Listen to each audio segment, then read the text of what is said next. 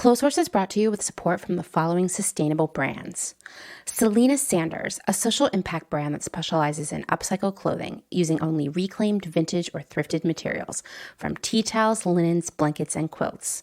Sustainably crafted in Los Angeles, each piece is designed to last in one's closet for generations to come. Maximum style, minimal carbon footprint. Picnic Wear, a slow fashion brand made by hand in New York City from vintage and deadstock textiles. Picnic Wear strives for minimal waste but maximum authenticity. Future vintage over future garbage. Find Picnic Wear on Instagram at Picnic Wear, and that's Wear, W-E-A-R, and at www.picnicwear.com.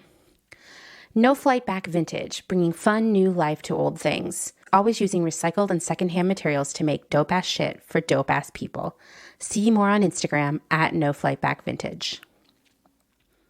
Shift Clothing out of beautiful Astoria, Oregon, with a focus on natural fibers, simple hardworking designs, and putting fat people first.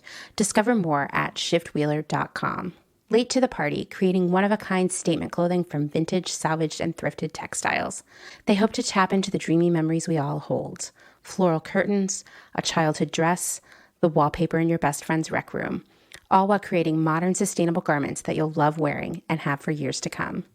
Late to the Party is passionate about celebrating and preserving textiles, the memories they hold, and the stories they have yet to tell. Check them out on Instagram at Late to the Party People. Vino Vintage, based just outside of LA. We love the hunt of shopping secondhand because you never know what you might find. Catch us at flea markets around Southern California by following us on Instagram at vino.vintage so you don't miss our next event. Shop Journal Vintage, specializing in upcycled, handmade, and vintage fashion for all genders. Owner Laura makes each piece by hand with love in Pittsburgh, Pennsylvania, with an emphasis on upcycled menswear, tie-dye, modern jewelry, cottagecore collars, and everything in between. Shop Journal makes pieces they love and hopes you will too. Getting dressed should always be fun. See more on Instagram at shop_journal. Old Flame Mending helps you keep your clothes intact through clothing repair, visible mending, and tailoring. Through extending the life of textiles, Old Flame Mending makes your pieces not only wearable and functional again, but also unique and beautiful. This mending duo is based in Pittsburgh, but they take mail-in mending orders from anywhere in the U.S. For more information, visit them at oldflamemending.com or follow them on Instagram at oldflamemending. Gabriella Antonis is a visual artist and an ethical trade fashion designer. But Gabriella is also a radical feminist micro-business. She's the one-woman band trying to help you understand why slow fashion is what the earth needs. The one-woman band to help you build your own brand. She can take your fashion line from just a concept and do your sketches, pattern making, grading, sourcing, cutting, and sewing.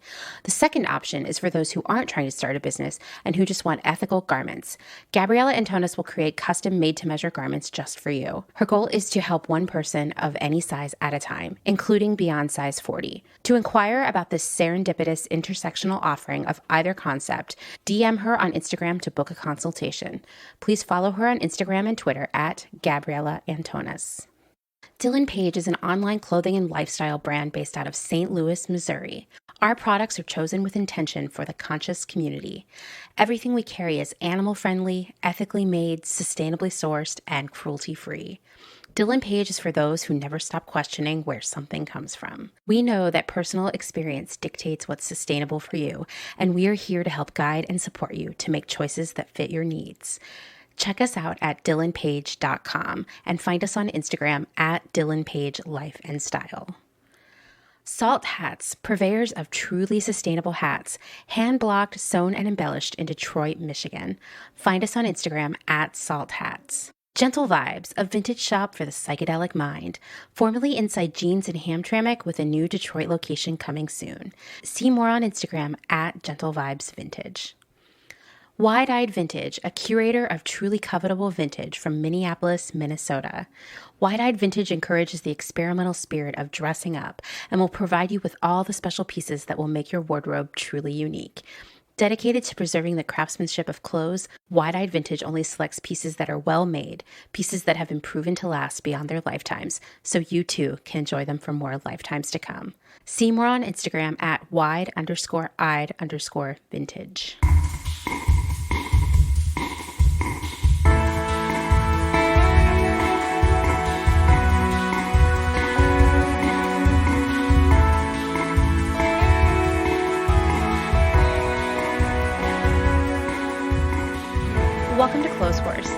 podcast that is really just procrastinating on shoveling the epic amount of snow that fell this week here in Lancaster County. I'm your host, Amanda.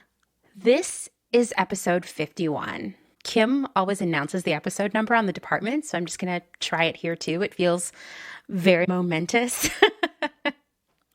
So I'm trying to keep all of our episodes at a maximum of 2 hours, which when you think about it, is a lot of content. I've heard that's kind of a crazy length for some listeners, but it's really hard on my end because there's always so much to say. And so I'm going to try as best as possible to hold myself to this limit. But like I said, it's very difficult. I can do it. I just know it.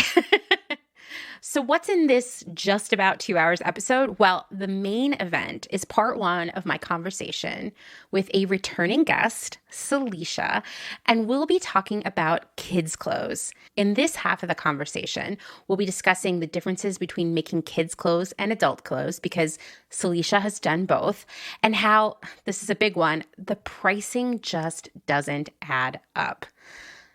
Bet you're already guessing. Someone's not getting paid, right?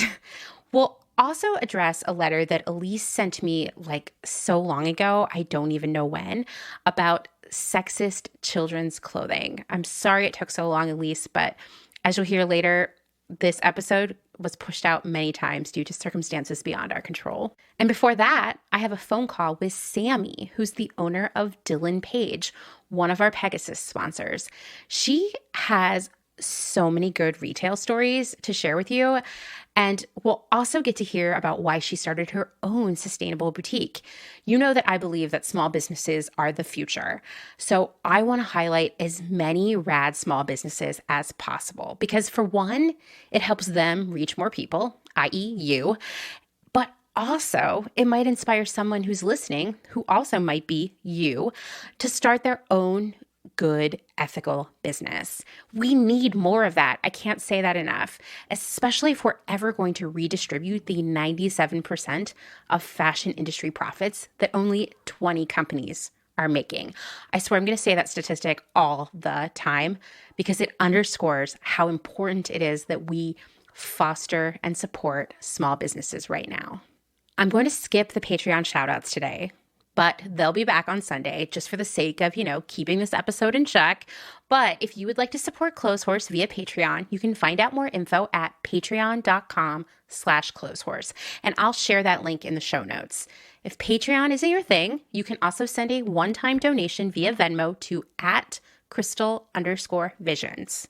Now, I haven't forgotten that February is secondhand month here at Clotheshorse, and we will have a lot more secondhand content, but content about secondhand that is firsthand, meaning not recycled content.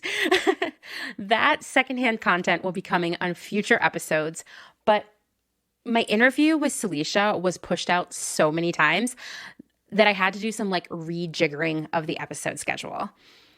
As a reminder, when we talk about Secondhand Month, I'm looking to hear from all of you. Do you have a favorite thing that you like to search for secondhand?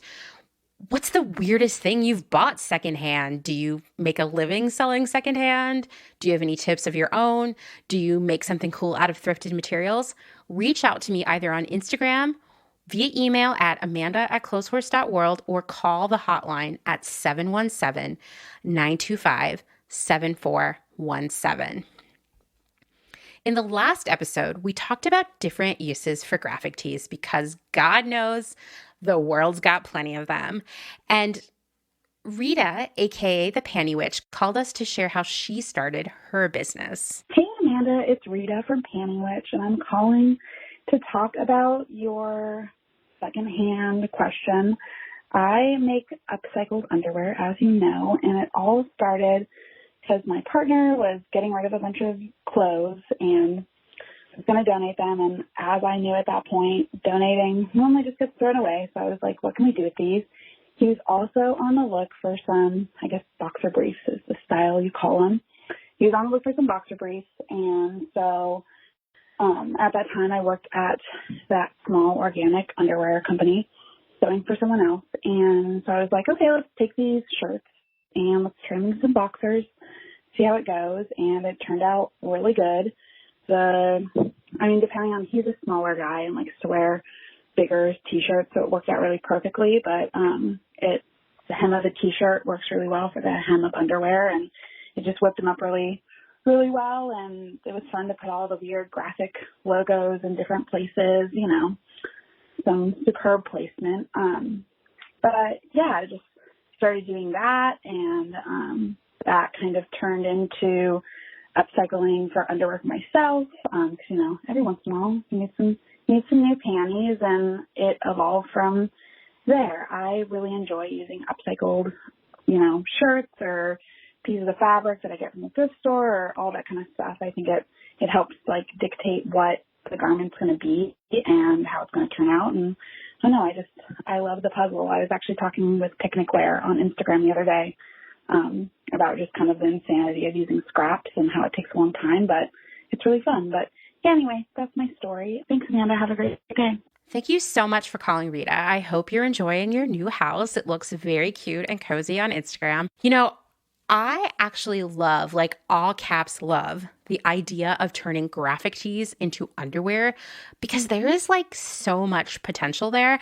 And for the most part, and I mean the most part, the fabric would be really comfortable. If you want some inspiration, you should go check out Rita's work on Instagram at panty.witch. Her work is so amazing. If you've been looking for a treat for yourself, you should get yourself some panties from Rita. I know, as Rita said, that working with scraps is hard, but she makes it look really good. These panties are a work of art, which is not a phrase I get to say very often. If you use scraps and upcycled materials to make something special, I want to hear from you. I think that people hear secondhand and they only think thrifting. Maybe they even only think clothing, but it's so much more than that, and it includes reusing materials that already exist. There are a lot of you in our community, like Rita, who make magical things out of salvaged materials, we've got Selena Sanders, Danny of Picnic Wear, Kate of Undone by Kate, those sassy Bond sisters at Salt Hats, Brandy of No Flight Back Vintage, Cass of Blank Cass, and Laura of Shop Journal. And I know I'm missing a ton of people here, which makes me feel really proud that there is such a long list of talented people who have really elevated the idea of upcycling. I'm so proud of all of you. And when it comes to just hobby crafting or gift making, your town may have a store that is sort of like a thrift store for craft supplies. In Portland, there's a place called Scrap. I love it. They have everything. And here in Lancaster County, we have Lancaster Creative Reuse. No matter where you can live, you can also order fabric online from Fab Scrap. And I don't know about where you live, but the thrift stores out here have tons of fabric, embroidery thread, beads, and other findings. I also find tons of, I can't believe this, but fully unopened, unused craft kits out there. I'm almost done with a very lovely cat latch hook that I picked up right before Christmas for $1. And from there, I'm going to move on to making a bunch of necklaces for myself out of all these cool beads I've been finding over an extended period of time on all of my thrift adventures. But now is the time. I'm excited to make some jewelry. Moving right along, I'm so excited for you to meet Samie of Dylan Paige. So let's just listen to our call. So why don't you introduce yourself? So my name's Samie, and I started a company called Dylan Paige. Our social media is Dylan Paige Life and Style. And I started this because when I would look at sustainable brands, I did not see myself in them. Everything was very earth toned. It felt just super airy, very whimsical. And every person on there was this tall, really thin, blonde haired woman who was beautiful. But I looked at that and I was that is not me. I need a little bit more spunk in my clothes. I need a little bit more edge to them. And nobody will ever start doing anything better if they can't see themselves and they can't be a part of something that's you know what, we don't expect you to be 100, these brands make it look like you have to be 100% perfect. And I wanted a brand that was just you know what, I'm really proud that you're trying. I'm really, you decided to buy a glass water bottle. Like, I'm so proud of you. Mm-hmm, and I just wanted to create something that, like, other people could be like, oh, I can do this. Like, and that they could just really see themselves in that. And so I always say, like, we need a group of people that are just trying to make small choices, and that will make a big difference than people being, like, 100% perfect. And that's why I started this brand. Progress, not perfection. You know, like, making these changes, it's challenging. And I think when someone's like, okay, starting today, everything I do is going to be totally different. Well, you're going to fail. That's too much for, like, your brain to process, you know? Yeah. And I am, like, a firm believer, too, that sustainability looks different for everybody. Like, you know, I have family members that live in a small town, and they, you know, may not have, like, the most immediate access to things that I do. Mm-hmm. And there are people, like, I have a ton of allergies. Like, one of my goals this year is to switch over to a detergent that's not in plastic. But, like, for me right now, like, this is what I'm using. It's like, we all are going to have imperfect things that we work towards, and that it's okay that it's like, okay, well, I did this and I'm, like, really proud of myself. And then you just, like, give yourself some time and see what you could do next. And I also don't think it has to be this, like, constant, like, chasing journey. Like, give yourself a moment to, like, I did that. I'm so proud of myself. I made a change. And that's, like, the type of community that I want to be a part of. And that's why I also love Clotheshorse, is because I feel like you give that to people that, like, hey, like, this is something new. Like, chew on this, meditate. It's very snackable, and it's, like, something that you can, like, implement in your life and move forward with. It's a process, but step one is, like, knowing why you want to do it, you know? Yeah. And then there's always, too, like, I think the more you get into this journey, the more you'll learn. Like, oh, my goodness, my spices have been in, like, 5 different places. And, you know, your spice rack is not the first thing you're going to start with, but it could be something that is your 2-year, 3-year, you know, the next thing you're looking into. So I just really love the idea of, like, people being able to say, like, okay, this is what I can do now. I'm going to, like, sit with this one thing, and I'm going to, you know, switch my brand of toilet paper for the next 3 months, and this is the one change that I can handle, and this is the one change I'm going to make. Yeah. And so I created this brand for people who want to make changes, and not for the people that are, like, 100% perfect. Yes, I think that's amazing. It's a privilege to be able to do these things. Like, you being allergic to a lot of laundry detergents, me too. I've had so many rashes in the past 3 years. Yeah. And that's the thing for a lot of, like, different sort of alternative products out there, you know, like, it's a process for sure. Yes. And I believe we can all get there. I think we can too. It takes time, and, you know, supporting one another and, like, sharing our successes, you know, educating one another. So you have a lot of retail experience, and you have some really interesting stories. So why don't you tell us a little bit about that? So I started off at Limited 2, and I worked at Limited 2 when it transferred over to Justice. So we started carrying Justice products, and then we went, like, come fully over to, like, switch to Justice. And then I went to Delia's, and then I started working for a luxury handbag brand, and then I started working for a high-end boutique that was owned by a family, and then I started working for a soap shop that was also family-owned, and then I took a break from the retail world for a little bit, and then I have my cosmetologist license, so I went and did that, and then during the pandemic, I decided to start my own brand, which is one of the craziest things I've ever done, but it has been the most rewarding process, because when you, like, I worked so many hours for so many other people, it just feels so much more fulfilling to be able to, like, put out a message and, like, do, like, support and, like, do the things that I want to do. Like, there was an episode you said that, like, people who work for retail businesses, like, they make salary wages, and then you realize that you're, like, making $7 an hour. Yeah. Like, I was that person. Like, one of the stores I worked for, I would get off at 11 o'clock at night and sometimes have to be back there at 7 a.m. I think I should have slept in my car those nights, because I probably would have slept more. Yeah. Seriously. So I'm like, if I'm going to work that much, I might as well work for myself. Wow. Yeah, no, I totally agree. I mean, I think retail is such hard work. I feel like I want to say that in, like, every single episode, because I think a lot of people who haven't worked retail think you're just, like, ringing people up or something. I don't know what they think it is, but You know how hard it is. So you've worked for some places that are like major beloved favorites of Clotheshorse listeners. So starting with Limited 2, you have to tell us a little bit about that.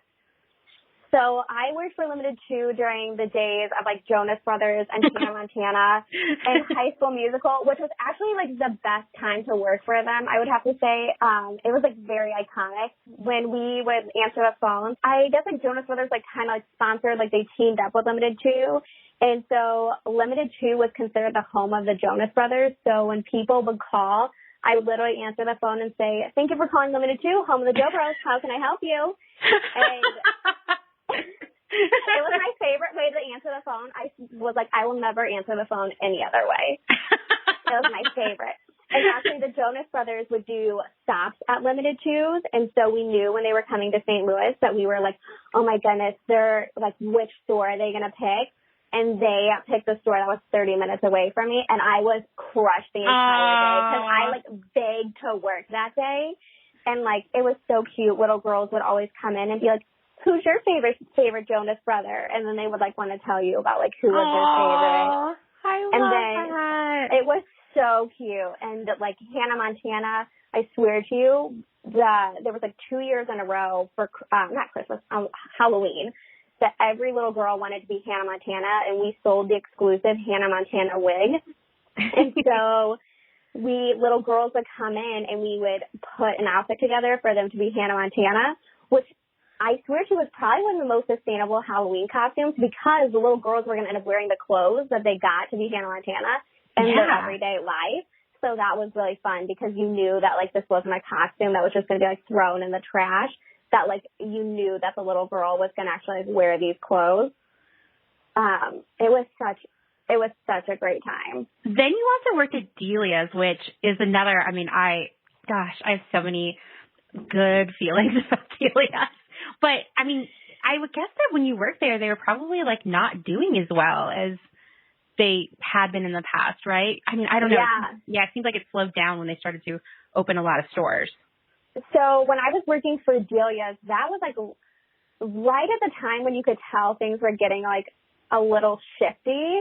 We had, like, it's, like, the best way to describe it. We were having, like, a lot of, like, weird markdowns happening every week. We also got, like, oh, my goodness, the amount of graphic tees that, like, poured into that store. That were, like, hot minute items, graphic tees. Like, that was, like, I feel like our graphic tees were, like, our bread and butter. Like, that's what people, like, really sought after. At the time, we had Pretty Little Liars was, like, the biggest graphic tees. Oh, I loved that show, though. Yes. And so one crazy thing, though, that we would do, that we would actually, like, take the items, like, box them up, and we had this is totally not safe. So, like, above where our office was, you would have to put a ladder and climb up to the top of this, like, loft area, and we would have boxes of old products back there. So they would actually circulate old product. And so we were constantly, like, boxing up product, putting it away, and then, like, bringing it back. Like, I will never forget, I opened up a box, and I was like, this has to be, like, 2 years old, some of this product. And I was like, oh, my gosh. That is, like, giving me anxiety. Oh, my goodness. And then we had to climb down this, like, very steep ladder with these boxes. It was, like, very scary. So I knew, I was like, okay, why are we pulling product out? Like, why are we doing this, like, weird switch around thing? Like, we're sending product off, but then we're, like, hiding product. It, like, became very bizarre. So I was like, okay, something weird is going on. And, like, the way the markdowns were going was, like, not, like, normal for a majority of the stores. So that's when I was like, okay, something's not right. But it was, like, I feel like I worked for them, like, right at the end of their peak of things. So I could really see, like, a change of hands, like, happening there. Did you buy a lot of clothes when you worked there? I mean, I feel like they weren't as cute then as they had been because, like you said, it was so many graphic tees. Like, I remember going into Delia's outside Philadelphia in the King of Prussia Mall and being like, this is like a T-shirt store now, basically, you know? So the rule was I had to wear their jeans. Like, that was, like, what you had to, but you could wear any top you wanted. So I think in the whole year I worked for them, like, I just had, like, a handful of shirts that I would wear. So there wasn't, like, I know you guys talk a lot about work wardrobes on here recently. And so there, like, all you had to wear was jeans. When I worked at Limited Too, like, you didn't have, I probably bought more clothes from Limited Too, honestly, than I ever did at Delia's. And so their wardrobe wasn't like, you didn't have to have, like, the in graphic tee or anything like that. So I had, like, 5 shirts from there that I would just kind of, like, rotate and wear whatever I owned, because it wasn't, like, everything was just, like, hot for a minute. Like, you can't wear a Pretty Little Liars tee, like, after it's done. You will like this. I had a Hello Kitty shirt that I wore, like, religiously when I worked there. That was, like, my shirt that I wore. I was like, this is my graphic tee. This is it. And I'll just wear this one. I probably wear it, like, once a week. I mean, I support that decision, obviously. So then, I mean, wow, you've, like, done the rounds, because then you worked for, we're not going to say the name, but it is a very big luxury handbag company, right? And you had, I mean, it's, like, funny because your retail experience checks all the boxes of all the things we've talked about on the show. Yeah. So I love actually, like, you know, hearing you say it, because I think it means more coming from someone who's also experienced it. So tell us about the things that bothered you about working there. So what bothered me the most about working there was we would get in products and we would have to, like, make sure it, like, met up to their standards. And so all the bags were made of leather, and it could only have imperfections. This is going to sound so gross, but it could only be imperfections that were skin related, because when you're buying leather, you are buying something that's has come from an animal. And that was, like, one of the grossest things to me. So if anything was not up to their standards, that item had to be damaged. And people would come into the store and they would really want to try and, like, find a way to, like, weasel a discount. And so they would try and, like, mark pen on the bags or try to, like, scrape them. And if we found it, or if someone brought the bag to us and said, like, hey, can I have a discount on this? We weren't allowed to give one. We would have to try and take it to the back and see if it was something that we could clean or fix. But if we couldn't clean it, we would literally have to cut the item up and throw it into the trash, which was very, very hard. I cut up I think it was over $500, like a $500 leather jacket one time. And that, like, I will tell you, was a little bit thrilling, because I really wanted to do it, because I had never got to cut anything there. But it was, like, heartbreaking. Like, the second actually I cut into it, I was like, oh my goodness, like, we could have given this to somebody. Like, there's nothing wrong with this. It literally had the tiniest scuff on it. And it was heartbreaking. With that company, so I worked at the outlet version of it, and something that was very disturbing is that, like, people would come in and they would get super excited that they would buy an item, and it was originally like $500, but it actually wasn't, because you would get like a 50% off coupon when you came into the door, and then an additional 20% off. And it's like, that item was never meant to be sold at $500. It's not made to be sold at $500. Like, the craftsmanship between full price stores and the outlet stores is very, very different. The stitching is different. The binding for the products are different. So, like, if you are actually buying your bag for $150, that's the price point that your bag is actually meant to be sold at. We would get items from the full price stores that they would call deletes, and we would have to actually, like, make this, like, little hidden, like, punch inside the bag. And you would be able to then know, like, if it was from the factory stores or if it was from the full price store. And that was just so that people weren't getting, like, they weren't, like, returning items to the full price store and getting more money back when they actually bought it at the outlet. So it's just so gut-wrenching knowing that, like, people think they're, like, getting a really good deal when what you're getting is actually the price that it was really meant to be. Yeah. It is such a scam, you know? It is. I mean, most outlet shopping is, you know? Well, now you have your own business, Dylan Paige. What made you start your own business, and how did you do it? So when I was actually managing the high-end boutique, this is like the silliest place to start realizing, like, the difference in, like, fashion. So we would get all of our products in on plastic hangers, and we would have to throw all the plastic hangers away. And I got, like, weirdly obsessed with the plastic hangers. I was, like, hoarding them in, like, trash bags to try and throw them away. Not throw them away, to recycle them. And I was, like, I had a great display windows, and I was like, well, maybe for a sale, I could take all these plastic hangers and paint them red. So so maybe they can go into a window. Like I like became like obsessed with like the packaging that things were coming, like the way they were showing up.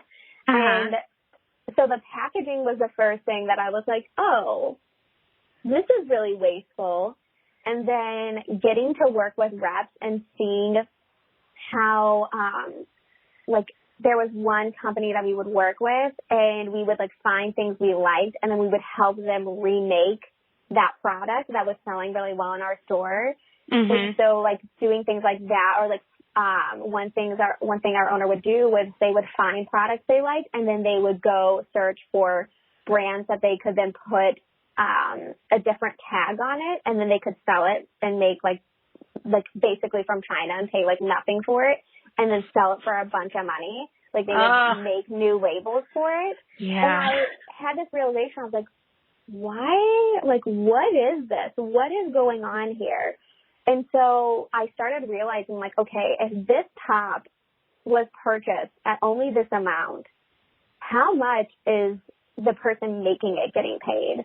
Yeah. And so I really started, like, looking into the tags and, like, asking a lot of questions and being like, okay, well, this product came from here, and, like, doing research on the area and, like, the factories that were around the area. And I was like, this is not right. And so it actually, after I left that store, I started working at the soap shop, and they had, like, that's when I started, like, my sustainable journey, and they were really into, like, finding different ways for, like, plastic, like, biodegradable products. And that's what really, like, set me on fire. And I was like, I could do this, because I had, like, wanted to start my own store, but I needed that moment to, like, step back and, like, really see, like, what goes into making a garment and how much somebody's actually getting paid. Like, the amount of money that, like, so the amount of money that I pay for my products is astronomically different. So, like, I can be able to look at the products that I'm purchasing and, like, see just from that, like, the brands I'm supporting in my store are, like, actually paying their companies living wages.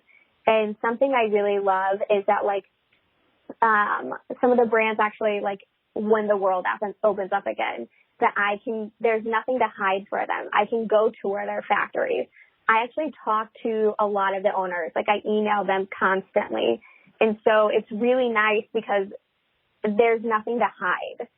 And I feel like that's, like, the biggest thing is, like, there's a lot of hidden truth in the fast fashion industry where if I have a question about something, I can email the owner and be like, hey, I didn't think about this. Can you tell me more about this?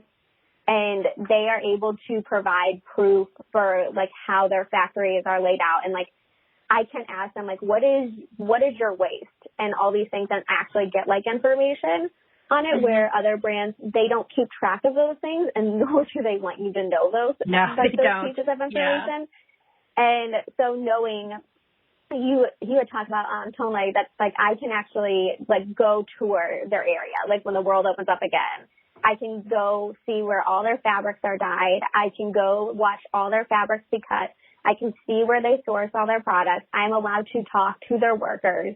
Like, this is something that, like, no one, like, fast fashion would never let you do this. No, even for me working as a buyer, there's no way I would have ever been able to just, like, go to a factory. It would have been a whole thing, most likely because, you know, something would have to be faked out for my arrival. And even still, it just would not happen, you know?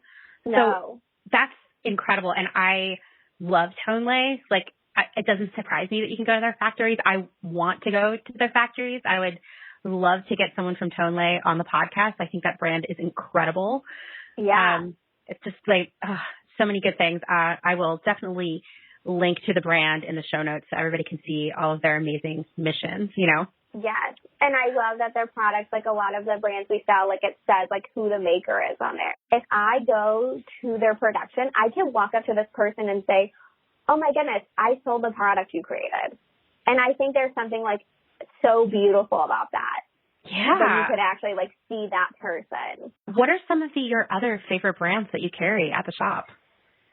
So our latest item I'm super excited about is Daisy LA. And I love them too.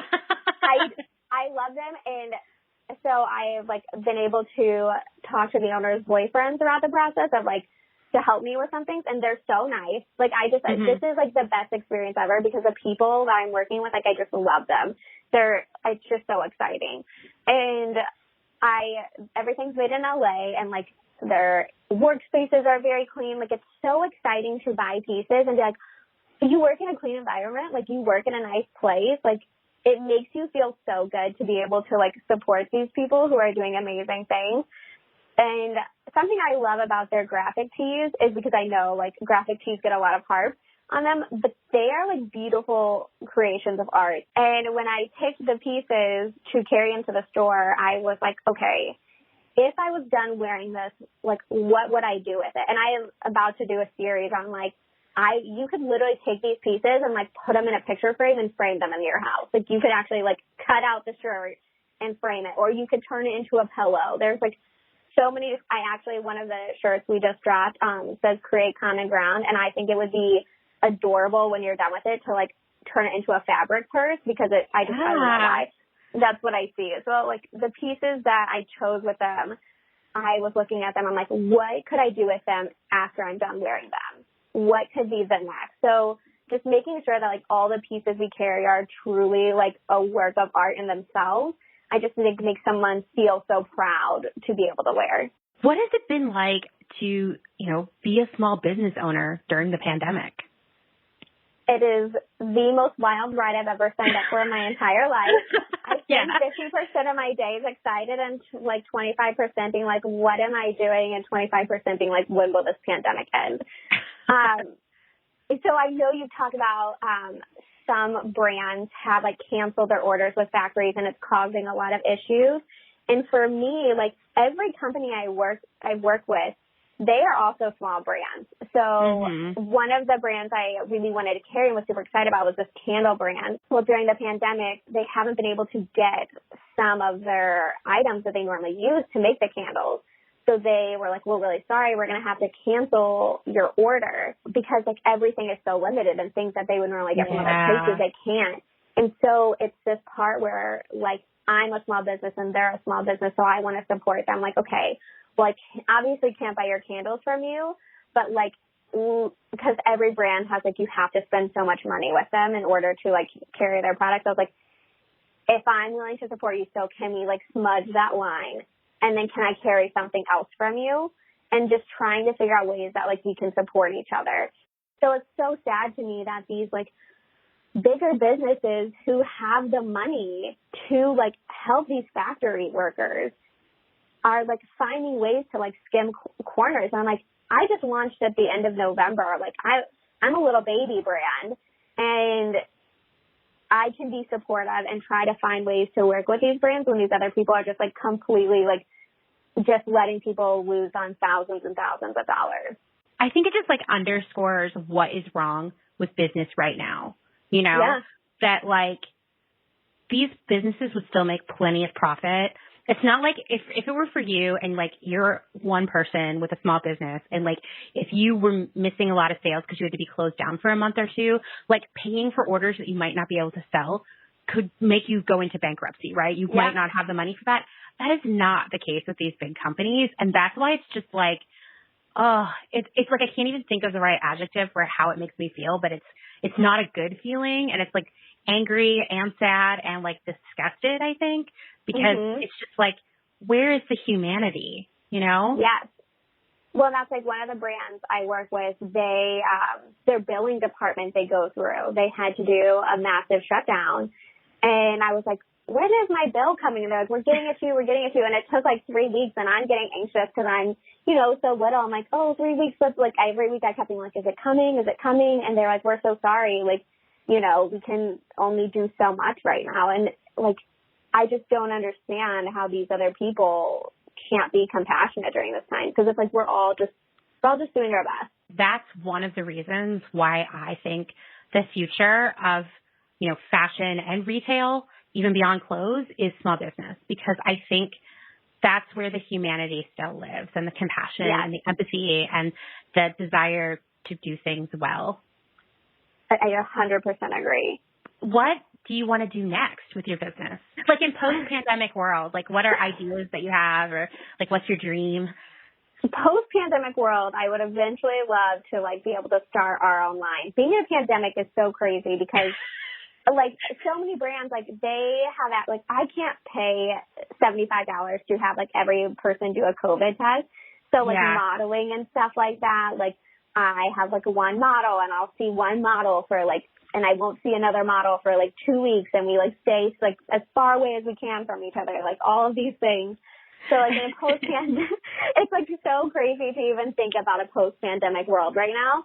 I know. Because my brain is so stuck on, like, how can I keep the tiny bits of people that I connect with, like, the safest? But in a post-pandemic world, like, I would love to eventually be able to do, like, small pop-ups. I have a few friends who do own stores, and I would love to be able to do something more in person with them. I would love to do pop-ups. I would love to have our own line of clothing. I would really love to be able to expand our sizes. Right now, we carry up to a 2X. It's wild to me in the sustainable world how many brands only carry up to a size large. Oh, I know. And I was just thinking this morning, too, that, like, I mean, you know, we've talked about on the show how, like, sizing is so random and inconsistent. Can we just please get our lives together on sizing and, like, do it right and offer it in more sizes? Yes, I 100% agree. And that is something that, like, every brand I take on, I have to think, okay, with the brands I already have, is this size 2X? Is it the same or close to the 2X of the other brands I carry?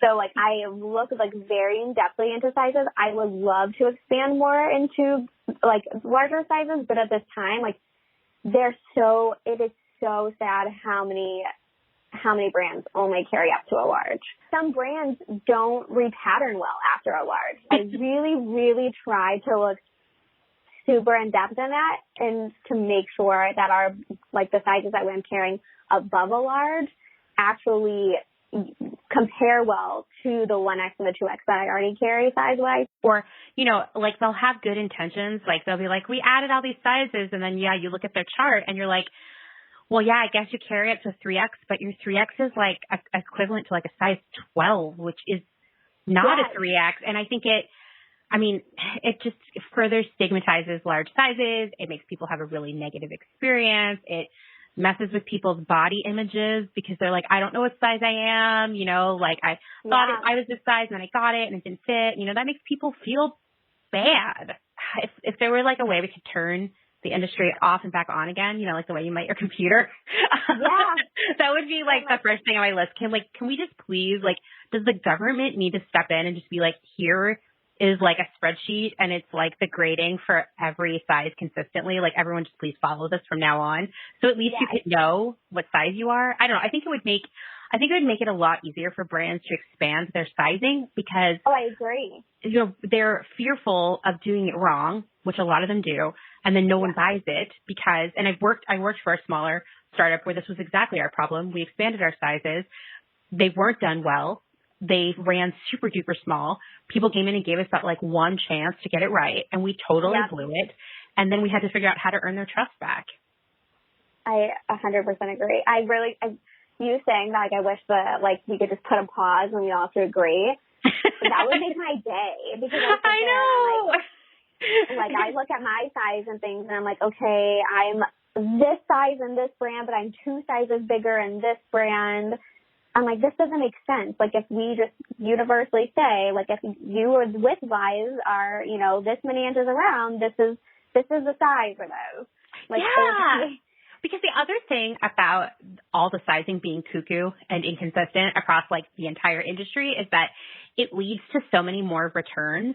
And that a lot of those returns never actually get resold to someone. They get damaged out. So it's just fueling more and more waste. And, there is a part of the government that goes around and checks to see that all the gas pumps are exactly giving out 1 gallon of gas, or that the scales in the grocery store really are calibrated to 1 pound. We need to do that with clothing sizes. I agree.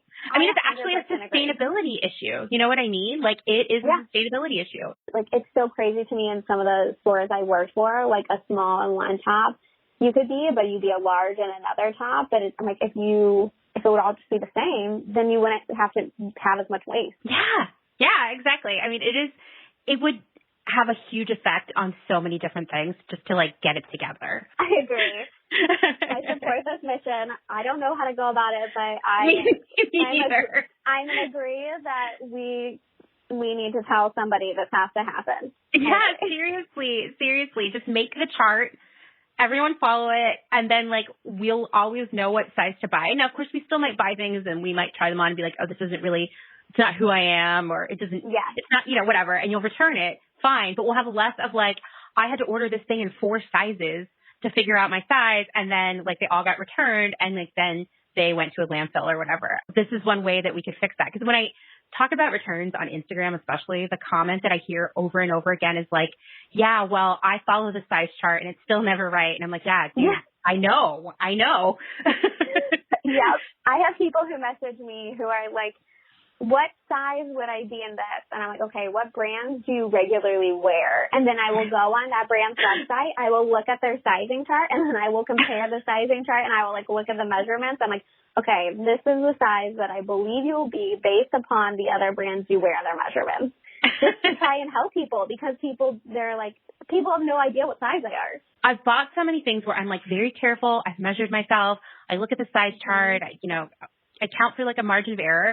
And then whatever it is comes, and, like, for example, I'm just going to say this one. So I own that, like, strawberry dress, the, like, viral strawberry dress. Yeah. I follow the size chart. I know my measurements. The first one I got, I couldn't even get my shoulders into it. And that was really upsetting because I had waited so long for this dress. I had to send it back and wait 3 months to get a replacement. Well, by then, we're deep into the pandemic. So now I'm just, like, wearing that dress around the house. Oh, I would totally be like, breakfast in this dress. Every moment is a celebration. Like, I would watch TV in it. I would do that dress is iconic. I would do everything in that dress. That's basically what I'm doing. I'm like, oh, we're going to Zoom with someone. Let me go put my strawberry dress on. I'm trying to outfit, repeat it as much as possible during quarantine. Yeah. It was so nice to talk to you today, and I'm really excited for everyone to get to know you. Is there any last thing you want to tell everyone? I would say don't ever be afraid to ask too many questions about what you're buying. Yes, I love that. Truer words have never been spoken. You can never ask too many questions. I actually had a girlfriend who messaged me the other day, and she was like, I don't know. She's like, I have this blow mattress that has a hole in it. I can't find it. And she's like, I'm trying to figure out how to repair it. And she's like, I don't know what to do with it. She's like, I can't figure out how to recycle it, what to do with it. And she's like, what do? I go, email the company. Yeah. It's their job. Like, that's ask right. them questions of, like, what to do with the pieces. Like, they need to figure it out. Yeah, they should be responsible for it. Yeah, and she was like, oh, my goodness. I go, it's not your job. As a consumer, it's not our job to figure it out.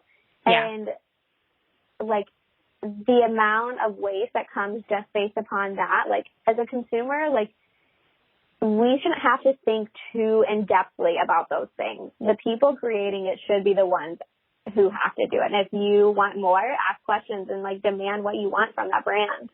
That's right. I don't think there's anything wrong with it. No, definitely not. Definitely not. I think that we need to, like, normalize, like, corporate responsibility when it comes to the end life of the things we buy from them. Yes, 100%. I am agreeing. Wow, I'm so glad I got to talk to you today. This was really fun. Me too. Isn't Samie the best? We are already in the process of collaborating on a Patreon-only episode about dun dun dun limited to. So don't worry, you'll get to hear from her again. And I just want to reiterate something that she said in our conversation. She just nailed it, you know? Don't ever be afraid to ask too many questions about what you're buying. Because like she said, we need to hold companies responsible for what they make and sell to us.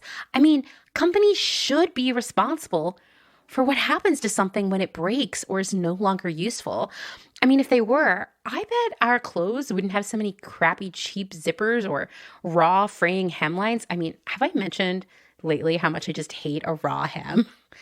Because I know it's a cost-cutting measure that just really shortens the life of a garment. Anyway, that's a whole other thing. But when you think about it, these things, these like faulty, low-quality things would become a liability for them instead of just a depressing burden for us. Like the responsibility would be on them. Which brings me to one more thing that totally is a great sort of next talking point after what Samie said. I'll be the first to admit that every time I reach out to a brand to ask them how much they pay their workers or where they make their stuff or what's the deal with the fabric, I feel so awkward and trollish. And it doesn't help that about a quarter of the time, someone else on the same post asks me like, why are you such a hater? You must be really unhappy in your life. You know the comments. You know, I talked a couple episodes back about that Bernie sweatshirt. I made the mistake of commenting on a Future Dust post about it. And side note, I was telling Dustin, Future Dust is like the Instagram account that inspired me to start my own podcast and sort of just start educating people via Instagram. And so I love Future Dust. And, you know, Future Dust made this really great post about how, you know, maybe Bernie making a sweatshirt out of a meme wasn't such a great idea. And specifically referring to the high snobiety article that I talked about in that episode. Was that like 2 episodes ago? I can't even keep track anymore, guys. Anyway, I made a comment and it turned into like tons of people piling on about how I must be so miserable and horrible in my life. And, you know, maybe I should try donating some money instead of getting on people for buying sweatshirts. And then people were sending me really mean Instagram messages. And I don't want that kind of stuff to deter you from demanding accountability from brands, from influencers, that kind of thing. And I also don't want it to frighten you away from standing up for what's right. I mean, don't get me started with the word hater, which should be retired as soon as possible because it seems to be tossed around by the most horrible and least accountable people, or people who are angry and backed into a corner and can't think of a better response. It's sort of, when you say hater, you're really saying, hi, I'm really defensive right now. Asking questions politely, professionally, articulately, that doesn't make you a troll or a hater. It makes you someone who cares about where and how you spend your money. It means you have compassion for others. It means that you're thinking about our planet and our people. And it means you're part of our super rad and super passionate community. And we'll all be there to support you. We're never going to change anything if we're too afraid to ask questions and call out bad behavior because we're afraid someone's going to say something mean to us or send us an ugly message. I think it's especially hard for kind, thoughtful people like us because we don't want to stress someone out or come across as a troll or anyone to feel like we're attacking them. But we have to let go of that fear because we must demand accountability. Asking questions, asking all the questions, that's just step one. And if we don't ask the questions, how else will we know what is happening? Collectively joining together to take action when we don't like that answer is step 2. Whether we mobilize a social media campaign to persuade a brand or retailer to behave differently, or we start a petition, or, you know, we utilize the power of our money, aka don't give your money to assholes. We can make change together, but it all starts with us asking the questions. Demanding accountability is not trolling. It's not being a hater. It's wanting a better world and taking action to get there. All right, well, now that I've given you your lecture for the day, let's just jump right into part 1 of my conversation with Salisha about kids' clothes.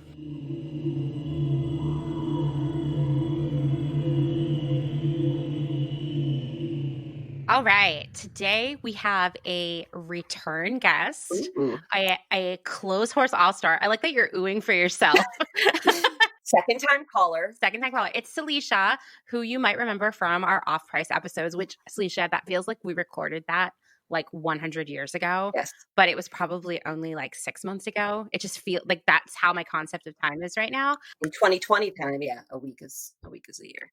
Totally. Also, Salisha and I have been trying to record this episode for almost 2 months, thanks to all of the USPS difficulties. This microphone that I was sending her was just chilling in Virginia for like a really, really long time. So here we are. We're recording it now. It turns out that Salisha has many areas of expertise. And one of them is children's clothing, which this is an episode people have been asking for a long time. So I'm excited to talk about it with you. And I hope I can live up to the expectations. We're just going to scratch the surface. So I think you can. I mean, you've been wowing me with stories already. Do you have any like updates or things you want to tell the listeners since the last time we heard from you? Anything you want to plug? the amount of knowledge that everyone else has been so impressive, where I feel like we need to have like it's like a support group for battered industry people. I agree. We all have the same, some of the same experiences and viewpoints, and we're all coming out on the other end better. But we need each other. It's funny when you hear all of these conversations, you wonder, I assume as like I'm addressing this to the listeners, not to you, Salisha. Why would we keep working at these jobs? You know what I mean? It's like, what the hell? One crazier place than the other. Yeah, it's true. And so, Salisha has a lot of experience with kids' clothes, and it's like somehow even crazier based on what we've talked about already. Someone asked me on Instagram, why are there so many kids' clothes and baby clothes? And I mean, the simple answer is it's a huge industry. In 2019, so I'm citing some pre-pandemic numbers, the baby and children's clothing market was valued at $27 billion. And that was just in the United States. So that's why there's so many babies and kids' clothes, because people keep buying them. People keep having babies too. Yeah, it seems like constantly on Instagram, I'm just seeing more and more babies, lots of twins. You have new customers every year. Yeah, these babies are having babies eventually, right? I tried to look for some data around this and I really couldn't. So this is just me like spitballing here. But the way we treat children's clothing, or like the way parents look at children's clothing, has changed a ton since like even you and I were kids, Salisha, where like hand-me-downs are not as prevalent as they used to be. A lot of my friends who grew up in multi-sibling households where maybe there were multiple girls, multiple boys, and they were on the younger side, they remember wearing their older siblings' clothes. All of my clothes were my brother's. See, exactly. And we were 4 years apart, which meant someone had to hang on to them. Yeah, I mean, that's just how it was, right? I had the privilege of being the oldest grandchild, the first one, and the only girl. And so all my clothes were new. Not to brag or anything. And I was going to say, my brother, like all of our older cousins, I'm sure tons of that stuff was our cousins that my brother got, because they're kids' clothes and they're going to grow out of them and do gross things in them and get them dirty. Totally. But that has changed. Like, it's like you got to buy new clothes for your kids all the time so they look good on Instagram, and you have to like build these like color palettes. Yeah. And it's got to be the head to toe look. I don't think that when I was a kid, my mom was dressing me to be like a reflection of her personal brand, but that's what people are doing now. My mom just wanted me to be clean. I don't want to hate on it too much. My dad still has a predominantly children's footwear store, but shoes are much, they're functional, they're necessary. Right. But really, kids, there's superfluous amounts of goods that kids have just the same way we do. So as we talk about a lot here on the show, generally you start your career in an area and you kind of stick there. So like you're the denim person, you're in sweaters. Frequently you're in kids' clothes. That's that. So Salisha's sort of a unicorn here. And kids' clothes are not my wheelhouse. I only know a little bit about it from various places where we have, for better or worse, talked about doing kids' clothes. Thankfully we did not. And I said, like, okay, well, let's talk about it. Like, what are the ways in which it's the same as doing grown-up clothes versus kids' clothes? So let's start with like, how is it the same? And the first thing you told me that was so interesting to me, once again, being an outsider in this, is that there's lots of knockoffs of more premium and designer kids' clothes, in the same way that adult clothes are often knockoffs of a knockoff of a knockoff. Absolutely. I'm not going to name names. Good. As much as I want to, and it probably wouldn't matter, but I'll just be respectful. Where I think maybe one of the first seasons that I worked at this very, very big public company, the design team had like Chloe sweaters that they wanted to, that was inspiration for like the $9.99 or $12.99 sweater that we were going to make. That was going to be the retail price. Right. $15.99. It was like, okay, sure. No problem. Yeah. And I mean, another thing that they all have in common is that there's just as much build or what we call make in these garments. Like, yes, a child's garment uses less fabric, but it's just as much sewing, kind of. You know what I mean? Less thread, but everything's harder because it's smaller. Yeah. All the pieces are tiny. You have to fit everything together. I've never sewn kids' clothes, but it's far more complex. I mean, it sounds really, really hard for sure. And the other thing that was interesting is that it's like this similar sort of turnaround as adult apparel. So there's still just this like constant delivery of new. You know, it's fast fashion just for little kids. Yeah, 2 deliveries, if not 4 a season. We'd have spring, summer, fall, winter, and trans. Plus, like every holiday gets its own special thing because kids have to wear some sort of Easter, Hanukkah, Passover, Thanksgiving, Christmas, Valentine's Day, you know, Mother's Day, Father's Day, school, kindergarten. Oh my gosh, I hadn't even thought of that. But you know, kids have to have all these holiday clothes. People buy them for them nonstop. There's all that, like, the whole family has to wear the holiday clothes. I mean, there's a lot of disposability here. You know, if you have kids, then you know that most of the time these clothes don't even get worn until they're like worn out. You know, I mean, because kids grow constantly. So there is a chance that perhaps kids' clothing is even more wasteful than adult clothing. Oh yeah, they never. What do friends always say? They're like, they grew out of it before they could wear it. You're like, all right, well, I guess I'm going to buy you all 2T for that newborn. Yeah, exactly. I will tell you, when you have a baby shower, you register for things that you really need. And what happens is instead everybody shows up with little baby outfits because it's fun to buy tiny clothes, right?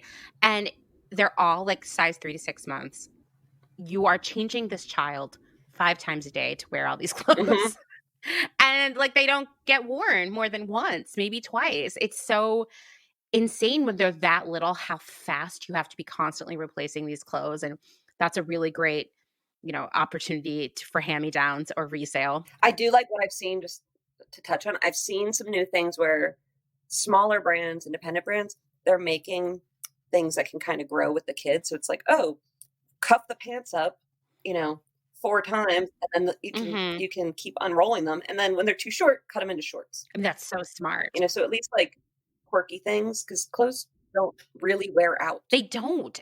I feel like, you know, you do reach a point when you're in elementary school where suddenly you're constantly getting SpaghettiOs all over your clothes or like falling on your bike and ripping your pants. But like, it's a long time until you get there. And there's all these barely worn clothes in between. You also said, and this was like something I had not thought about, that there are trends in kids' clothes too. It's trend focused for sure. And all of the licensing, I feel like the licensing in kids has to be 4 times the licensing in the adult world. Yeah, it's I mean, it's the same as, I don't know, what do they put candy aisle at the grocery store? Like it's an easy cash grab, right? Baby Yoda. I love Baby Yoda too, but the amount of merchandise for kids, and even I've seen like the whole family's wearing Baby Yoda gear. It's so easy. On the Cabbage Patch episode, you made a really good point of there were shows made just to sell the merch. Yeah. And if you think about like a lot of the stuff we watched today, you go, was that character really meaningful to the story, or is that to make a toy or a graphic tee? Right. I mean, I would say that still happens, even though some of the policies around what can be sort of sold to children and shown to children have changed. I mean, we can even look at characters who are like educational, who have generated incredible amounts of merch and clothing, like Barney, Dora, yeah, Elmo. I'm probably missing a ton here, you know, but I don't watch a lot of children's television these days. But the licensing piece is so interesting to me. And it kind of is going to tie into something we're going to talk about in a moment, which is the pricing, because the pricing of kids' clothes, like the stuff Salisha was telling me, was blowing my mind. So we're going to get to that. But if you decide you want to make a t-shirt with Baby Yoda for a child or any of these other characters, you don't just get to put that character on the shirt. You have to pay a licensing fee to the holder of the license. You know, I'm assuming the owner of the license for Baby Yoda is like, you know, George Lucas or something, right? Disney. Yeah, Disney. And so they're going to charge you. I couldn't even imagine what it would be. I mean, because there's probably a license specifically for kids' umbrellas, through some other company. So you're paying whatever, you pay $1 million, and then you have to pay probably a royalty on every unit sold. Exactly. And that is what I was going to say, because I've even done some smaller licensing agreements for much smaller celebrities and very limited collections. Nothing is nuanced as like these kids characters where literally, like you said, there's someone who has a license for socks. There's someone who has a license for umbrellas. There's someone who has a license for, backpacks. Like it's so specific, but you pay a pretty exorbitant fee upfront just to use that license. And then you also pay for every single unit you make. And so you have to cover all of that cost, both that huge upfront payment and the royalty fee, in the retail price of the garment you're selling. And then you start to see shirts for kids that are like $4.99. And you wonder if we already know that it's just as much sewing, less thread, less fabric, but the steps are still the same. The skill required is still the same. And we have to pay a licensing fee on top of that. How exactly is that shirt $4.99? That's where it gets terrifying, right? Yeah. It was, and it is. And, I worked for a company that sold en masse, in volume. So you could sort of reason like, oh, the line is running 24 hours a day, so the efficiency is really high. Like that's not really, I couldn't accept it, because the complexity of all the bullshit that the factories or the suppliers would have to go through was the same as an adult t-shirt or a kid's t-shirt. So, and you have to factor in, all of that cost, the amount of testing you need to do in children's wear, not only in all the components, so the fabric, the button, all that, and then the finished garment, the fully sewn t-shirt, while you're still in development. And then when you go to mass produce it, you test everything all over again. In some cases, you might have to do, this gambit of third party lab tests. Maybe it's $300, per blue, for that one blue t-shirt. Sometimes I don't remember all the regulations, but you have to do them per shipment. Oh my gosh. That all has to get absorbed. So yeah, how do you sell a shirt for $4.99? What are you buying it at? Or what's the company paying for it? I mean, that's the thing. The people who are making these clothes are the ones who are not getting paid here, right? Because it is really expensive and complicated to make kids clothing. There's no reason some of it should be as cheap as it is, just like adult clothing, right? Well, that's a great segue into how is making children's clothes different than making adult clothes, because it is. What I thought was so interesting when you and I were talking, like preparing for this episode, is you talked about how the sales plan is really closely linked to population growth or not growth, and that would really change the amount of, inventory you would be buying into, which in a regular retail setting is not the case, right? We're not like, how many teenagers are going to be existing next year? Let's plan around that, right? No, even like talking about, I remember, we'd listen in on the investor calls, and there's a big baby boom, I forget, whatever, last decade. And the projections for the next 5 years were huge just because of that. I believe it. So we started talking about the cost. So let's like really get into that. I think the most important headline to explain the difference in cost between children's clothing and adult clothing is that the decrease in price is not in proportion to the decrease in size. So you can't say, okay, a kid's t-shirt is a quarter of the size of an adult t-shirt. It's going to be a quarter of the price, because one, that doesn't make any sense, right? We still know it has to be sewn, inspected, tested, shipped, tagged, the hang tags aren't teeny tiny. No, they're not. Exactly. And like I would say that some kids' garments are even more complex from like a trim perspective. Like there's a lot more snaps and not drawstrings. I know they're dangerous. We'll get into that. But there's a lot more trim involved. Glitter and bows and yes. a lot more going on. So you sent me, I don't even remember the exact numbers, but you sent me some cost sheets from some stuff you'd worked on. And it blew my mind. It blew my mind then too, and it still does. Yeah. So let's talk about that. Because basically, as far as I could tell, the cost was so low, it didn't even make sense to me how that was possible. So most of the places I've worked in my career, I don't think this is, confidential information. A 50, we'd want a 65, that would be good, depending on what we were doing and, trying to build value in. Right. On some of the stuff, I would say maybe like our overall go-in average margin target was like 75 to 80% Mm-hmm. because we were building everything for discount because Right. nothing full price, I don't know, anywhere anymore. I mean, dude, I have seen this change so much. I remember in the beginning of my career, I started in accessories where we would have the highest margin for the whole company, and that's pretty standard. It might be ranging from 70 to, remember the category I had that had the biggest margin target was sunglasses, and that was 84. And that was like pretty wild. But then you're like, oh, sunglasses really are like only $1 to make. I'm not saying that's okay either, but apparel would have been more like that 65, maybe 70 number. And now, after my most recent job, I was seeing stuff come in at like 75 on the low end, It's crazy. It doesn't make any 90 on the sense. high end, possibly even higher. And that would be our like own in-house stuff. That was obviously not like market brands we were buying, but yeah, everything is engineered to sell on sale now. So there's like a little bit of an argument where if something is very well designed and it can command a certain price, there's no reason that a company should be able to make a lot of money off something. But that's Right. not the case here. Yeah, I think that's really important too. Full court press of hammering suppliers of this is what it needs to be.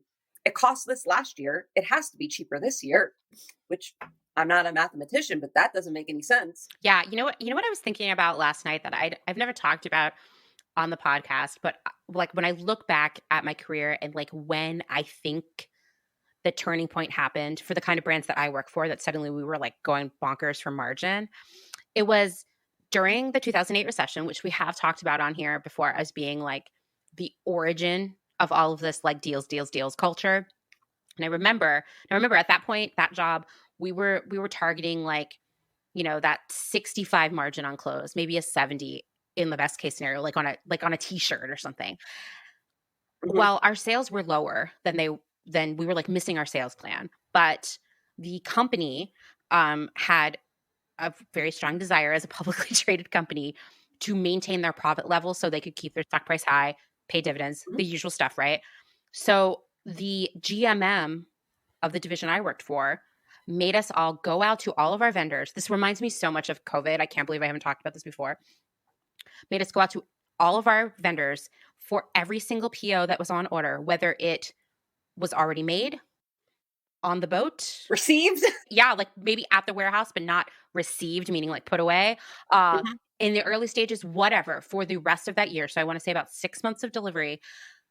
And I cannot underscore enough how hard we would squeeze vendors on pricing. How many times in your career did you hear, just see what they can do? Yeah, exactly. Like, hey, well, we need to, and I would train people in this where I'd say like, hey, we need this to come in at 20 to meet our target. So ask them for 12. You know what I mean? Like, anyway, so we've already squeezed these suppliers for every cent. It is a recession. Shit sucks. We were required to call. And I remember this was the thing, you were supposed to call every single vendor and ask them for a blanket 20% discount on every PO that had been issued and would be issued for the balance of the year. And just cause. And I remember that day being so ugly because if you were not on the phone, visibly on the phone, the GMM, who was a total asshole, and I'm not ashamed, I'm not going to say this, I'm not going to edit this out. He later went on to run J. Crew into the ground and has been ousted from there. He would come around to your desk and scream at you and humiliate you in front of everyone if you were not on the phone. And I specifically remember him coming to my desk at 3 p.m. and doing that. And I was like, actually, I already made all the calls. I have all the agreements and I'm updating the POs right now. I just saved, $75,000 from all my categories, like that kind of thing. And then he was just like, well, whatever. All the rest of you should be like calling on the phone or anyway, whatever bullshit. And I still think back to that day and I have such a sense of like shame and sadness for calling all those people and asking them for a 20% discount, especially on stuff that was already made. I've had similar experiences at lots of companies with we'll just see what they can do.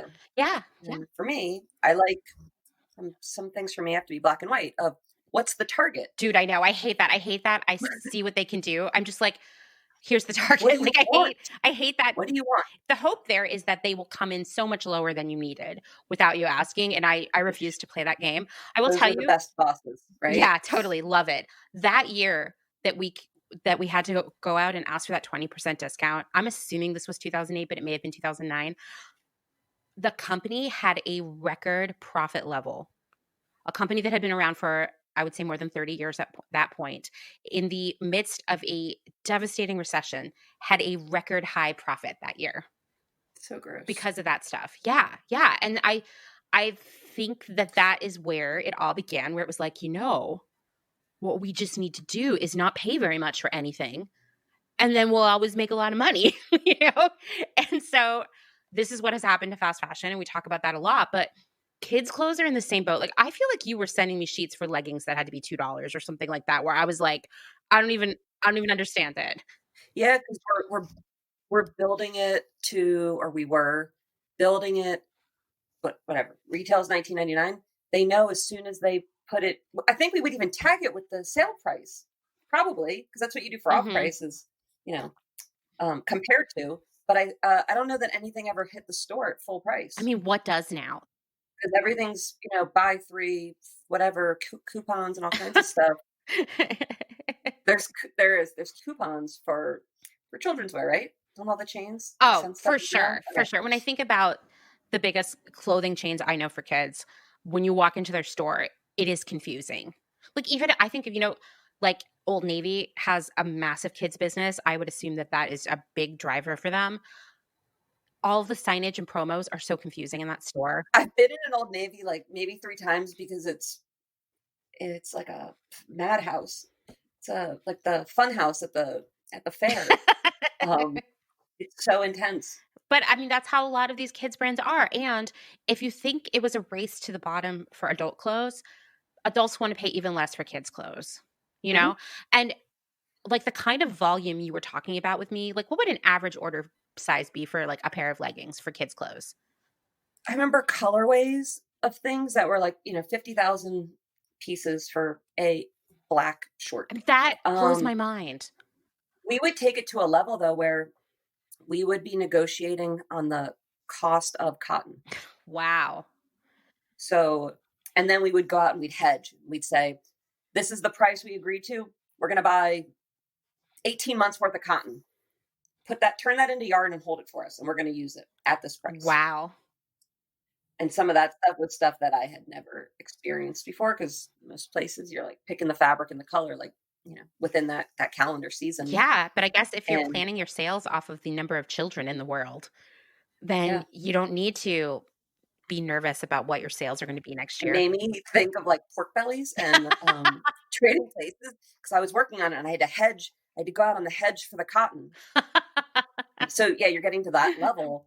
And if we would be threatening suppliers to pull programs, and you're talking about like a 5 million unit, program, and we're going to pull it if you can't hit this make-believe price that's lower than what you made it for last year, even though we added a bunch more stuff to it. We have new requirements and different packaging, and you have to pack all this stuff this way for this store, for this e-com, DC, and you got to pack it all this way for the store, and then pack it all this way for the other customer.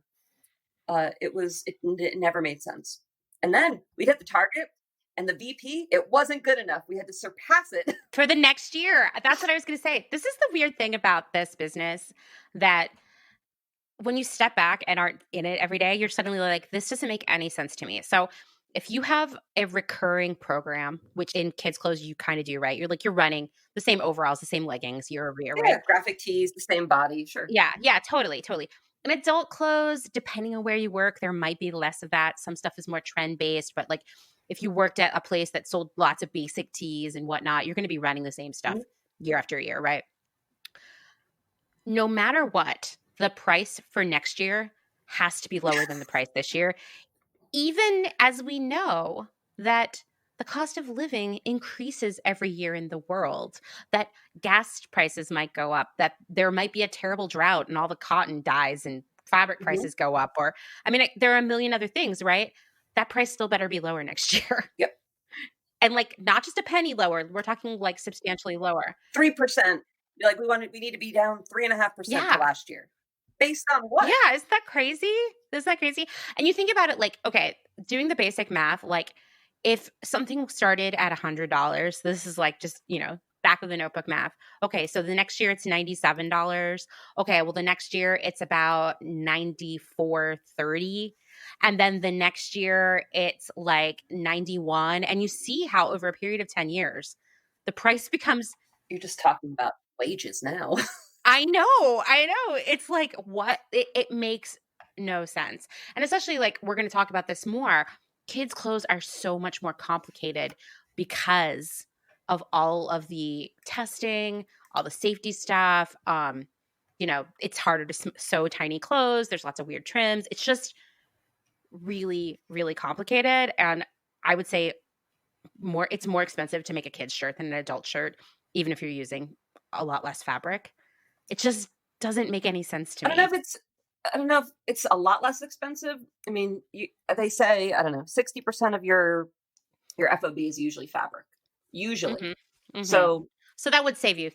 Maybe instead of $2 on fabric, it's 60 cents on fabric. But it's not proportionate to, to anything that's logical of the retail price. And for listeners, FOB is the cost of making it, but not like shipping it, not duties.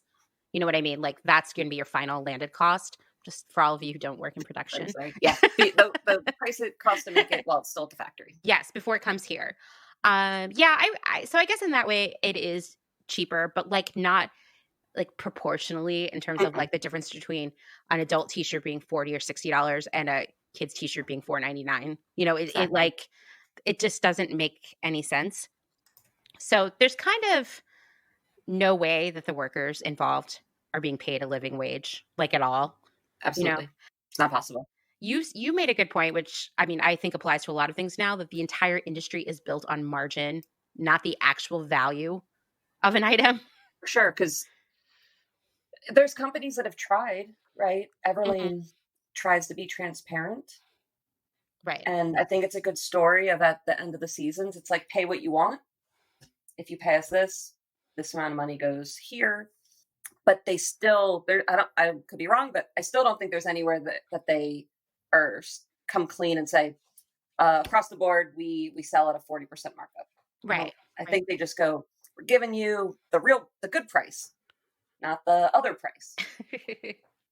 So one thing you did say that I thought was really interesting too is that you kind of carry the same style through each size group. So like baby, toddler, and kids, but you change some details around based on the age group. I was even looking, so what was I looking at? I don't know, some kids' pajamas, not even a company I worked for, but the baby's little onesie zip thing, and the neck size up is, separates. But I don't know, a tween, that's still a term, is probably not going to wear the same exact fit style that like a 5-year-old's going to wear. The same with, a 1-year-old. But it would be, the same look and the same style, so you can have all those pictures together. Yeah, it's important, right? It would get goofy. There'd be some interesting debates with design teams that doesn't seem appropriate for like an 8-year-old to wear, or why does the style actually go all the way up to a kid size 12? That's like if you're petite, you can fit into a kid size 12, and some of the, I guess kids are bigger, so it's none of this is probably fair, but pretty, kind of dorky and not the right maturity level. Dude, I get that. I had to wear kids' clothes until I was well into high school because I was so short and just such a late bloomer. And those clothes look like babies' clothes, okay? Yeah. It was embarrassing and people would make fun of me. So I get what you're saying. Like, it seems weird for some of these clothes, or some of these styles, I guess I would say, are too babyish to be worn by someone who is like wearing a kid size 12 or 14. The only other, just to be fair, is there's taller, kids that are really tall for their age or bigger. So, and you don't want them to look like, adults. So I get that. It's a tough line. But generally, like some of the graphic tees and the verbiage, the wording, just daddy's little princess. You don't need a 10-year-old or 12-year-old to wear that. I mean, you know what that makes me think of? In the early aughts when kids stores like there was that Abercrombie for kids. I don't know, was it just called Abercrombie or something? And like Justice, which may have still been limited to then, they were getting in a lot of trouble for selling like sexy clothes to little girls, like ultra low rise jeans, thong underwear, padded bras, weird halter tops and stuff like that. Like they were sexing up kids. And that I remember going into a, like, it was either a Justice or a limited to around that time and being like horrified. It was like so sexy. It was weird. I feel weird saying those words in the same sentence, but it was really, really appalling. You're in there and your son or daughter sees something and they grab onto it. How do you explain that it's, not appropriate or, Right? How do you explain that? That's a big conversation to talk to your 8-year-old about why you don't want her to wear thong underwear. You know what I mean? Like, I'm glad I haven't had to have that conversation with anyone. It's so weird, but like that's what was happening. I remember there was a lot of drama going around the internet about this, I have a couple questions about kids' clothes and how they might be different than adults, or I don't know. But one of them is, how do you fit kids' clothes? Like, do you have fit models come in and try them on? Do you do all those fittings? Or is it just like, we do the same thing over and over again? We don't need to like do anything special here.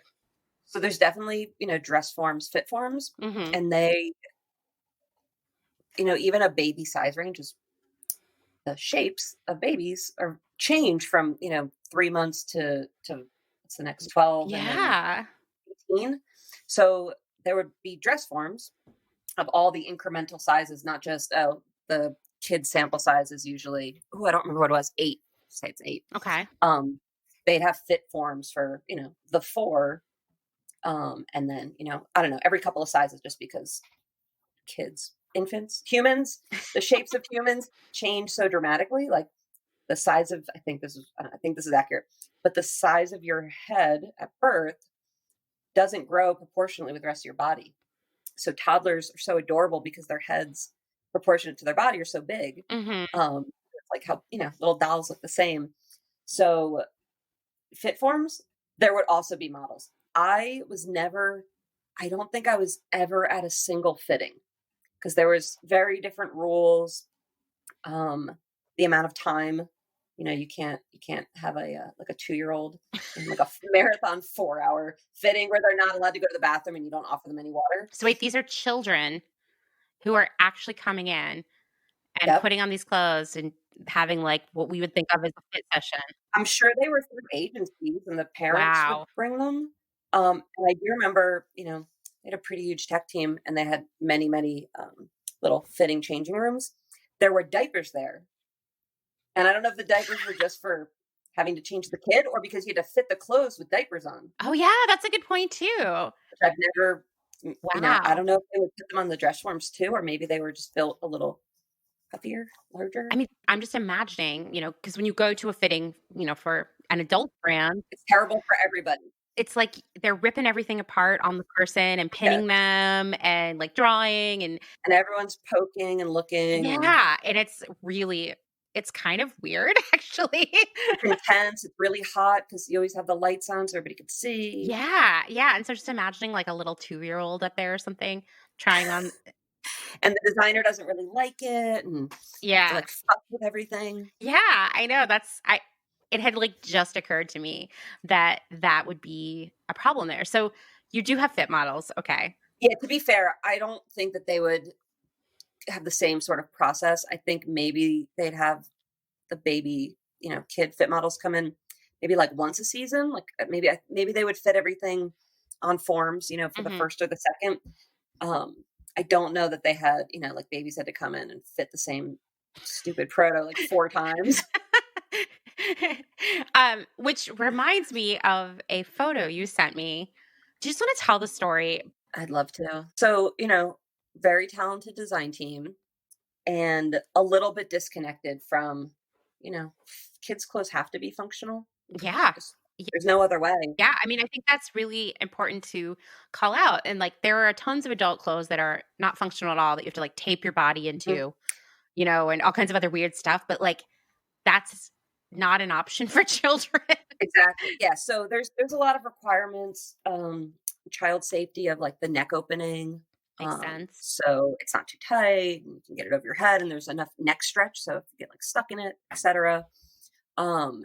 And depending on the country, I think there might actually be standard measurements that you need to fall into for different sizes. Mm-hmm. So design would make lots of stuff that maybe wasn't thoughtful about the size of the human wearing it. So I had a long sleeve style, knit style, so stretchy. Mm-hmm. And there were a bunch of screen prints all over it, some of which were stripes on the sleeve, like in the bicep. And like lots of our listeners probably are experienced, when you try to print a light color on a darker fabric, it's really hard. Mm-hmm. So you have to use, like if you want to put white stripes on something black, you have to use a lot of ink, Mm-hmm. a lot of to have coverage. And then another challenge is when you have stretchy fabric, when you print on it, it can break, right? Like it can crack. Yeah. Like it'll like crack paint. So a lot of times you want to, it's really hard to print white stripes on a black fabric that's very stretchy, that's in an area of the body that moves a lot, like the arm, the bicep. So the factory were very, a lot of times working with suppliers, they're very gentle. Like they don't want to make accusations. And they would say, hey, are you sure the specs are right? So the measurements. You go, yeah. Yep, I checked. They said they're right. That's what they want. You go, okay. And the factory's like, it's not looking good. It doesn't seem like the print isn't good. You guys wanted it to be white. Can we change the technique? It's like, no, design said no, they don't want to change it. So this was escalating to the point that the factory emailed me pictures of a baby wearing a sample, and you could see how tight the stripes were on the arm because the screen print had to be so thick to get solid white on black Mm-hmm. that it was indented, like it was so tight, it was like cutting off the little baby's arm. And upon receipt, I just had so many questions of not even about the print and that, but where did that baby come from? I know, like Whose kid is that? does the baby work there? Was it on standby? Yeah. Is it an employee? And the baby was crying. The baby was having a bad day at work. And I'm like, is that baby sitting in a puddle of its own tears? What's happening? And there was a couple pictures, and the factory 3 times before that was trying to, tell us this isn't a good idea. It's not going to work, to the point where they put this on, this sweet baby, or whether the baby worked there, I don't know. The baby's arm looked like it was in pain. It was, yeah. And the baby crying. And that's what I had to go take the design to show them, okay, are you now ready to change some part of this? And what was the decision? Did they, or they were like, nah, it's fine? I mean, they probably said it was fine. They probably said, oh, they'll fix it in production. Oh, classic. I'm just have them fix it in production, whatever that means. Yeah. So that was gotten a lot of crazy pictures from factories where they're trying to illustrate to you, an issue when you just don't want to accept it. So that was a powerful message of like a little baby crying in pain. Yeah. Because the pajama top was too tight. It was sad. I mean, I've seen the photo. It really upset me. I mean, I am also like, does this baby have to do this all day? Is this baby always being jammed into clothes? Like, how much does the baby make? Who knows? Do they have benefits? It makes sense though, because throughout my career, you'd get random photos of people, whether in the factory or like in the office, trying stuff on, and 99% of the time, it wasn't them sending you a picture because they liked it. It's because there was something really wrong with what you asked for. Like your merchant, like, your factory or your office merchandisers didn't just take stuff and say like, I love the jacket. They're like, this doesn't fit any human. Like, how did you expect this line to match this other line? And I don't know, maybe there's like a nursery on site just so they can try on the clothes. I need to know. Where did these babies come from? I mean, I know where babies come from, but these professional babies, professional overseas factory fit model babies. Yeah, it's so interesting to me. And it's funny, like hearing the story about the stripes was giving me like flashbacks to terrible nonsense doomed product I've had to work on. But it made me think of the next thing, which is like you were telling me how your buyers would, go sample shopping. This is what buyers do sometimes. No, we don't do it very often. We're mostly doing paperwork, but where you go out and buy really expensive samples and bring them back and are like, okay, so like in the adult world, you may be like, I just came back from Stockholm and I bought this sweater for $500. And what I'd like us to do is be able to make our version. It's always our version, right? For $48. And you're like that's the kind of stuff you work I really on. like this fabric. I don't want to change it. Yeah. And oh man, the amount of times it's been like, okay, well, we have to change it. It's like, okay, cool. Yeah, make some changes. So you change it. And then you show it to your boss and they're like, that doesn't look like the original inspiration. And it's like, yeah, right. Because if it did, we'd be copying, Classic. But you said that happens in kids' clothes too. And that, I mean, on one end, I was like, oh, what a relief. So many other people have to deal with this nightmare of inattainable goals. But on the other hand, I was surprised, Or even graphics, like prints and graphics, especially because you have to, one, don't copy other people's stuff. Like somebody else worked on that somewhere. Don't do your version. If you ever have to say, this is my version of that, it's not a good, don't stop, start over, do something else. And I'm sorry for all the designers out there that end up being in these positions, but you're like, oh, we only have to change 20% of it. And it'll pass legal. You shouldn't even, nobody should have to be put in that position. No, I know. Isn't that such a bummer? That is such a bummer. I mean, I've been to like buy meetings where the buyer hangs all the styles she's ostensibly buying. And I say she because I've only worked with women buyers so far. She hangs it all up on the wall and we're going through style by style. And then you realize that like half the styles on the wall aren't even actually things that are on order yet. Or yeah, they're the bought samples. And you're like, what? So this delivery is 3 months from now. And you have this bought sample on the wall that is somehow going to turn into this final product that is 20% different and about 80% less expensive. Like, how's that going to happen? Yeah. You and I probably sat in that same room at some point in time. Oh, for sure. You can picture the grid. You know what I'm talking about. I know the fishbowl. Yes, exactly. The fishbowl.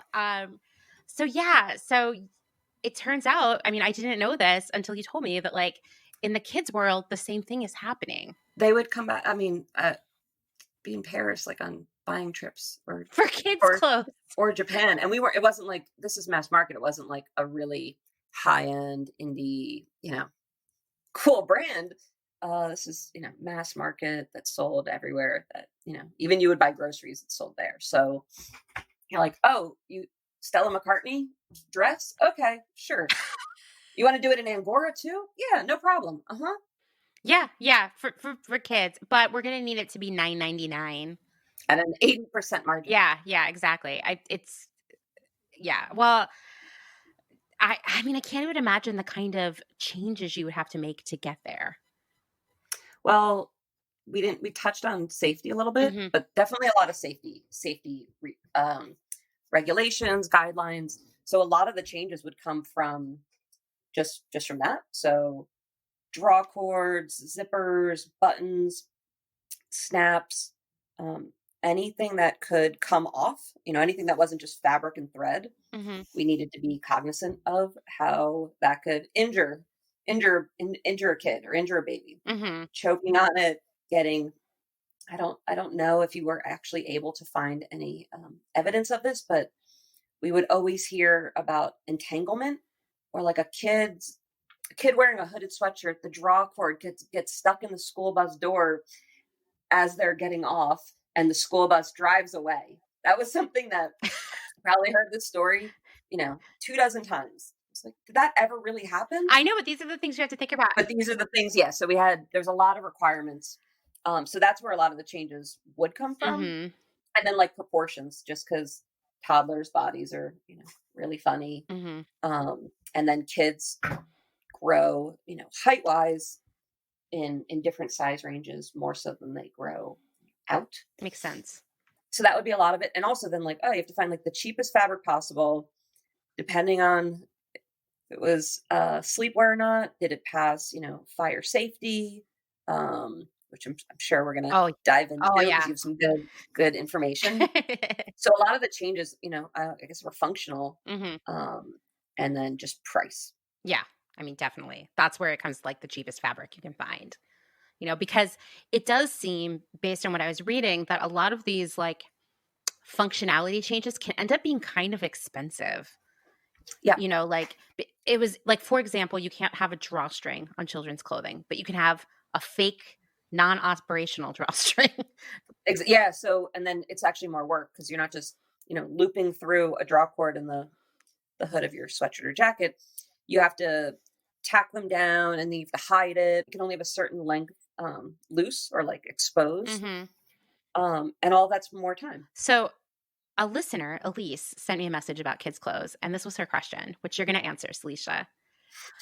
I know you've talked about how most kids' clothes are fast fashion, but I worked at a Carter's for a summer in college, and every day while I was folding baby onesies and kids' t-shirts, I'd be fuming over the heteronormative and sexist things on the clothes.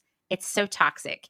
Even if they can't read, I feel like there's something so harmful for society to be putting a literal baby in a shirt that implies they should be concerned about how their baby butt looks. Fast fashion graphic tees are questionable in general, but kids' graphic tees make my blood boil. Anyway, I just thought I'd share another way fast fashion is like polluting our minds. And you already said Daddy's Little Princess, but I wanted to get your insight on that because after I read this message and started looking online, I felt really, really upset. I was so uncomfortable. I managed graphic tees, of which we made so many. And I would be so uncomfortable. Like we'd go through like product presentation. Uh-huh. And either it was like reading off. I don't know if I stood up there and like held up each graphic. I might have, and then design could make a comment. We'd go through them quickly. Or I was like reading them off a line sheet. Uh-huh. But they'd be like, pretty like mommy or Daddy's Little Princess.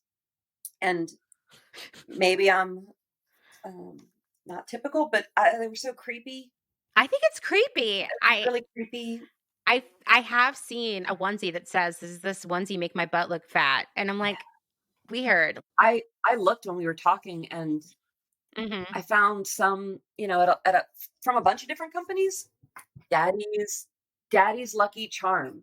Daddy says I am not allowed to date ever. You know what this makes me think of? That woman. I don't know if you've seen her interview with Gayle King, but the woman who, the daddy hat. The daddy hat woman. I just hate that word. and the pretty like mommy. What else does it say? Sorry boys, Daddy's my Valentine. And then when I looked at the boy stuff, it's like, oh, I'm loud. I'm a tough guy, or mommy's tough guy, and handsome like dad, and I'm an astronaut. There were a few inspirational girls' tees that maybe a couple years ago wouldn't have had a doctor or a president or other things on them. So there were a couple, but the boy stuff all was like, I'm the troublemaker, and the girls like, I'm a pretty princess. Oh my God, I just googled kids tees and it's really funny. There is one that is for boys. It's marketed for boys, and it's like slime green, and it's got a monster truck on it, and it says "tough dude." There you go. Yeah, I mean, it's like so classically like the nonsense you see out there. It's so ridiculous, but I guess it sells. It's interesting to me. I mean, obviously, you and I are part of it. Like, we kind of live in a liberal bubble, at least like socially, right? Maybe not geographically, but like, we see our friends putting kids in t-shirts that are like, I'm a feminist, and here's a Ruth Bader Ginsburg shirt or something. But it does seem like old, stale gender roles are the rule in kids' clothes. Even, the colors, right? Everything. Everything's pink for the girls, blue for the boys. To fit like a little mold, and it's so different now, but like the different kinds of toys that there are. I don't think clothing's caught up. I don't even think toys have completely, because even if you can go to a place like Target, which I do think is a lot more progressive about gender roles than a lot of other retailers that have kids' clothes and toys, there's still a pink aisle that's like all dolls. Like maybe it doesn't say girls' toys, but there's a vibe going on there. You know what I mean? It's better than it used to be, but it's not there. And Legos and Playmobil, I think, have probably done great jobs, but there's still a little bit something where like, oh, the girls' Lego set has a bunch of flowers. Nothing wrong with that. But there's always something like, there's a little hint. There is. They've done better. I do think even when we talk about toys, the past couple years, I think that they have been doing a better job of making toys, not getting rid of types of toys, but saying like, maybe you want the Lego set that comes with flowers, or maybe you don't. It has nothing to do with you being a boy or a girl. But I think about like when Dylan was small, that was a really like extra super like stale old gender roles being reinforced even more era for toys and clothes. And I remember one thing of that era is that like all of the characters that were like targeted towards girls when you and I were little, like Strawberry Shortcake and My Little Pony and whatnot, they were like sort of rebooted to be really sexy. And Yeah, yes. like I feel weird saying out loud like that the new My Little Ponies My Little Pony. they were Yeah. sexy. They were like flirty and had big eyelashes and big eyes, and they were like thinner. The ponies were thinner and like wore high heels and stuff. It was weird.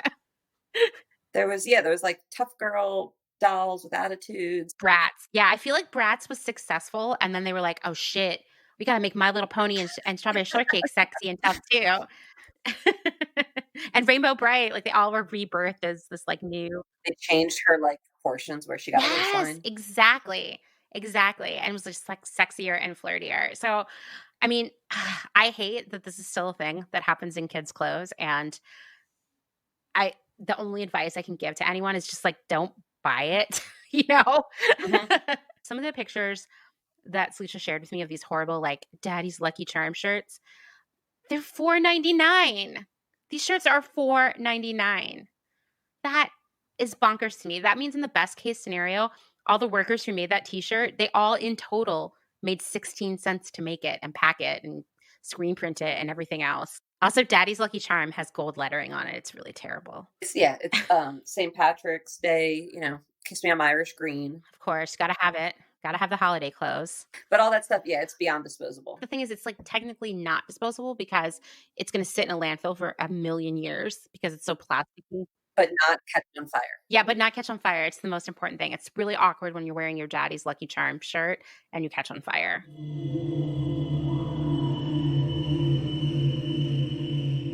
It feels so good to be reunited with Salisha. I'm already like, what topic can we cover together next?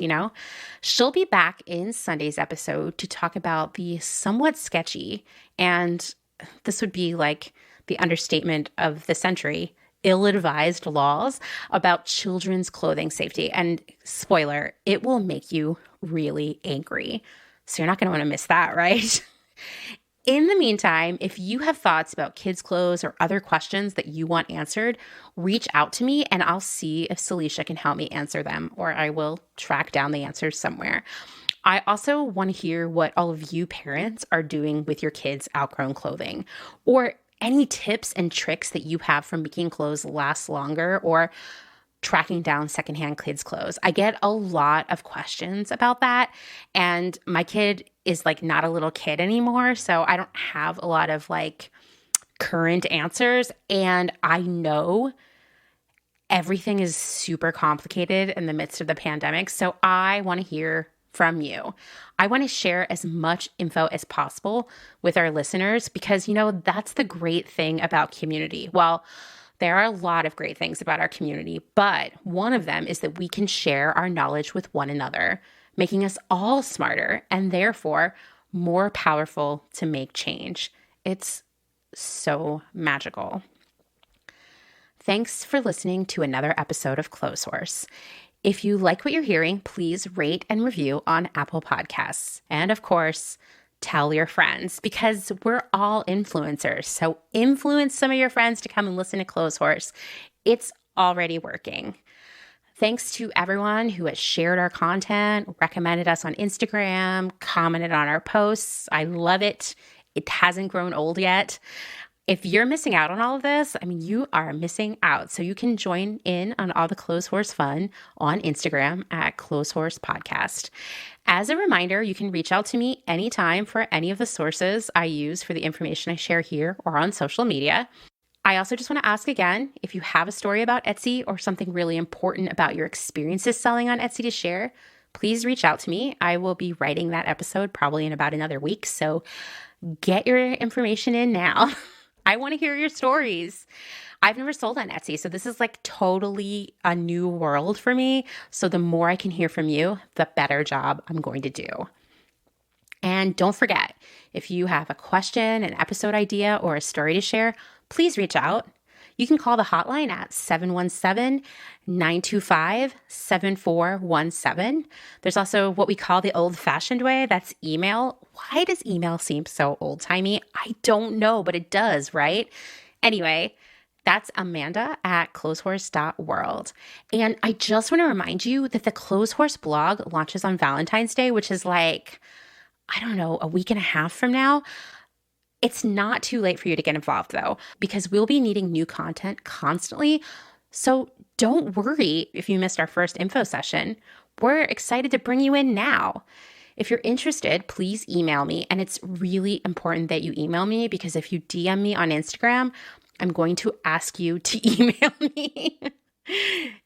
We have like a process in place for sort of getting, submissions through the queue. And it's really important that it starts via email. Also, if you want to meet other Clotheshorse listeners, join the Clotheshorsing Around Facebook group. We're getting a lot of new members lately. It's pretty exciting. I'll share a link in the show notes. Also, I have joined Clubhouse. I'm sort of waiting for more of you to arrive there, but I applied for a Clotheshorse club on Clubhouse. So when we get approved, I think there's a queue for it. I'll let you all know. I was thinking we could have like a weekly, just hour hangout session to talk about, episodes, what's going on, concerns we have, that kind of stuff. So stay tuned for that. If you need a new podcast because you're running out of TV and books, well, you'll never run out of books, but if you're running out of a way to listen to people talk, then you should check out my other podcast, The Department, which I co-host with my friend Kim. And we are in the midst of I think it's going to be a lengthy series about the 2000s. And in this week's episode, we're talking all about hipsters, including American Apparel, Terry Richardson, Vice Magazine, and all of those graphic designers. I will share a link to it in the show notes.